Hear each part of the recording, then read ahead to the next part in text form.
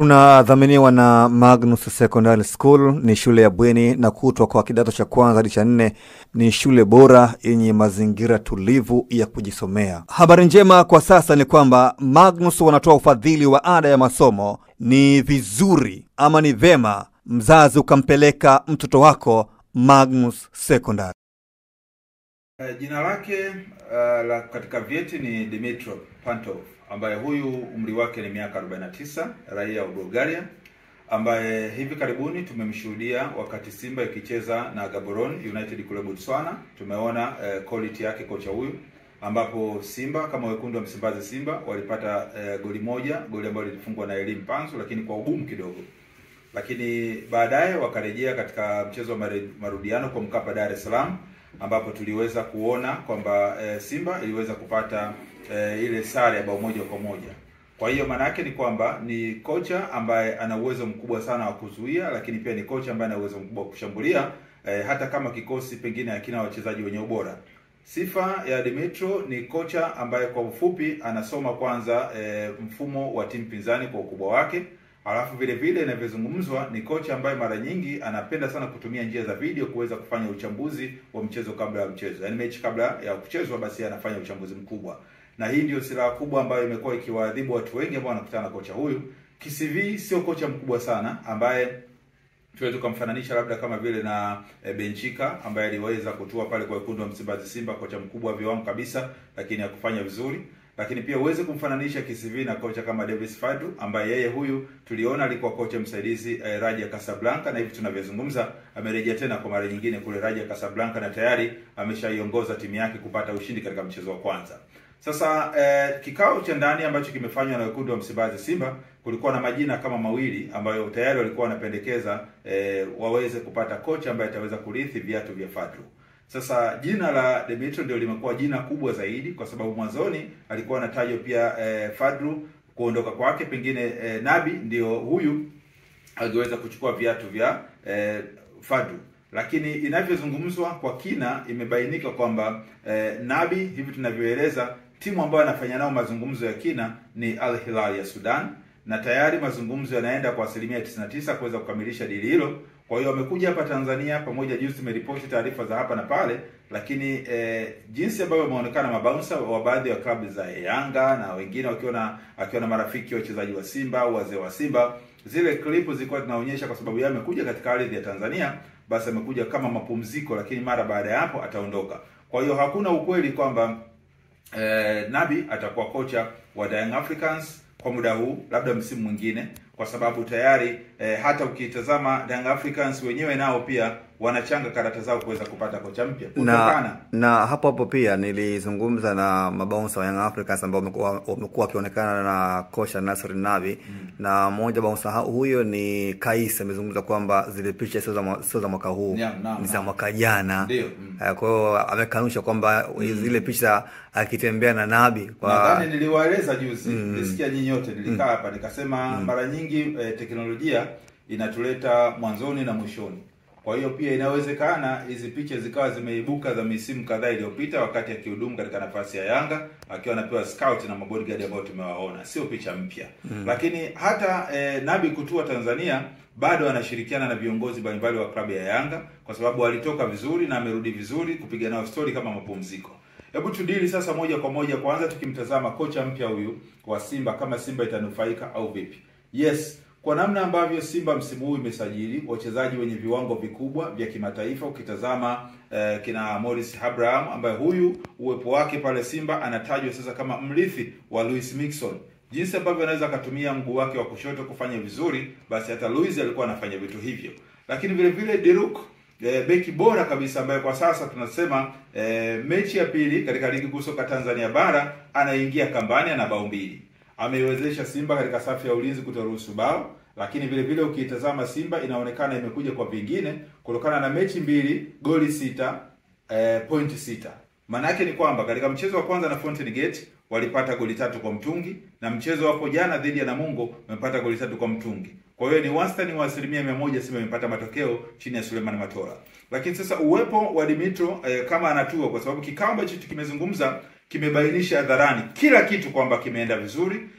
japo mwanzoni kulikuwa na ugumu kidogo kwamba huyu kocha pengine falsafa ya uchezeshaji wake ama uongozaji wake wa klabu inaweza ikawa tofauti na mihimili ya Simba, lakini imebainisha baada ya watu kumwonyesha klipu, kulikuwa na safu mbili. Wapo wanaomkubali Dimitro kuja kuwa kocha mkuu kwa Simba, lakini 50% walikuwa wanapinga hicho kitu wakisema ni kocha mdogo.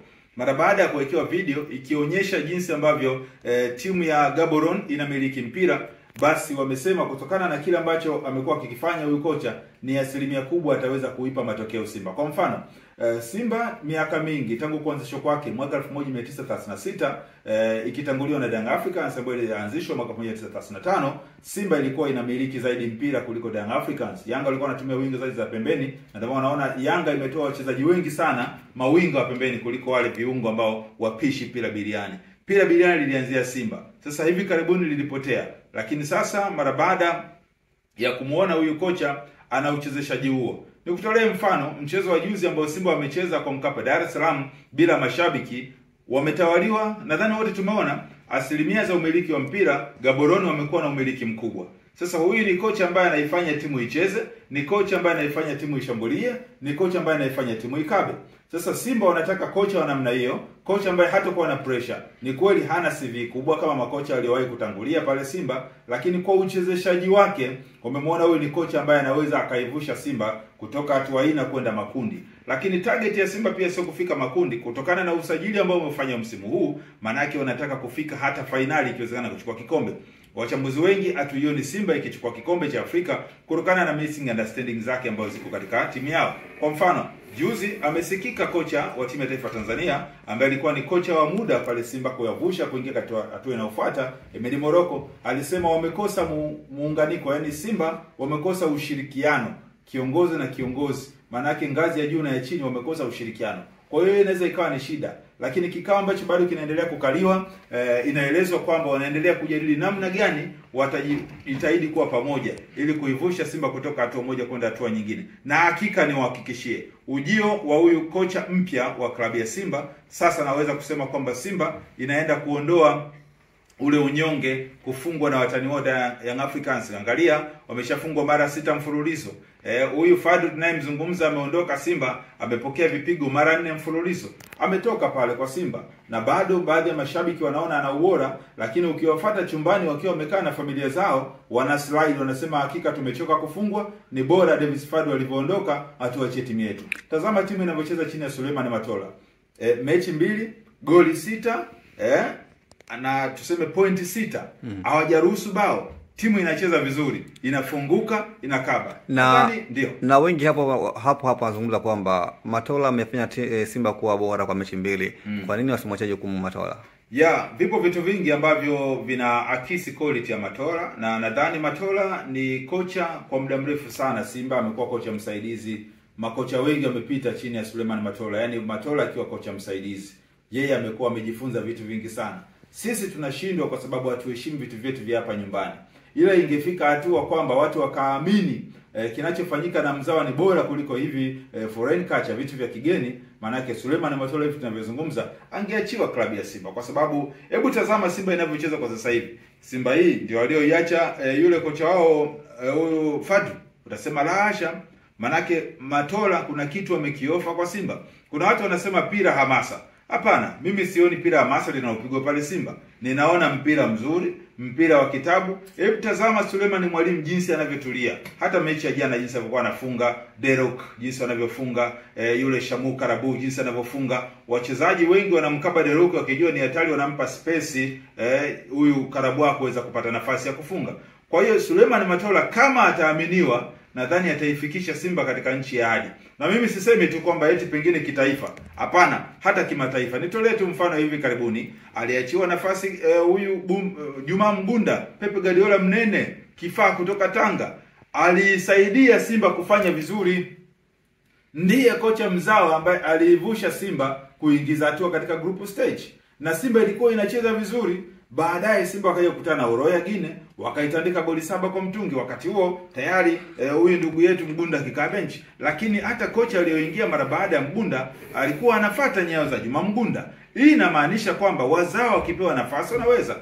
King Kibaden alishafanya hivyo miaka kadhaa iliyopita. Kwa hiyo ni wazi kwamba kama Simba ingemwachia Suleiman Matola, hii timu angefanya vizuri, lakini kama wao watamuona Suleiman Matola afiti, wakampa nafasi huyu kocha mpya mkubwa ambaye si mkubwa sana KCV, lakini bado pira lake ni pira biriani, pira karata, pira bamia, pira mlenda, atafanya vizuri sana. Na nasema tu mashabiki wa Simba sasa waanze kuamini kipigo na Yanga. Basi tumeitazama Yanga jana, ilicheza mpira wa hovyo kabisa. Mimi ndio ingekuwa ni kiongozi wa Yanga, yule kocha asingerudi katika nyumba yake aliyopanga, ningemtimua siku hiyo hiyo, kwa sababu tangu amefika yule Folz, Yanga hakuna kitu mpira unaochezwa.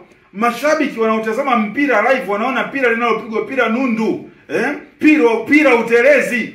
Sasa haiwezekani kuvumilia kocha namna hii. Kocha umri mdogo, kocha hana experience, kocha hana exposure. Wa nini kubaki naye Yanga? Watafute kocha mwingine na waambie wasije wakatafuta kitanda cha kulalia. Siku inakuja watatuona sisi wabaya na sisi tunatoa kama manabii wa mpira. Nazungumza na akili zangu timamu. Yanga hii tunayoiona chini ya huyu kocha bwana mdogo Folz, hakuna kocha pale, kuna dalali wa kawaida, na wakizubaa Christmas yule jamaa analia tanga.